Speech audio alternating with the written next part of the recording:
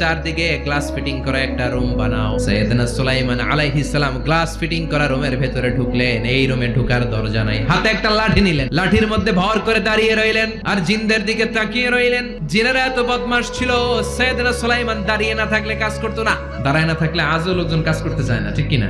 সুলাইমান আলাইহিস সালাম লাঠির মধ্যে ভর দিয়ে দাঁড়িয়ে রইলেন আর বললেন কাজ করো। জিনেরাও কাজ শুরু করলো। ওদিকে মালাকুল মাউত এসে বলল সুলাইমান সময় তো শেষ। সুলাইমান বলে সমস্যা নাই, রূহ কবজ করো।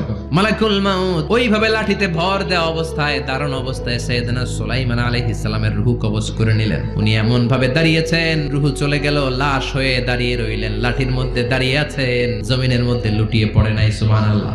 জিনেরা মনে করছে বস দাঁড়ায় আছে, কাজ করতে হবে। করতে করতে পুরা প্রজেক্টের কাজ শেষ। ইন দ্য মিন টাইম ঝিঝি পোকা, উই পোকা সুলাইমান আলাইহিস সালাম লাঠির ভেতরে ঢুকে লাঠিও খেয়ে ফেলেছে। সাইয়েদনা সুলাইমান আলাইহিস সালাম ধপাস করে জমিনে পড়েছে। আর জিনেরা কয় হায় হায়, খালি খালি কাম করছে এতদিন। সুবহানাল্লাহ কইবেন না?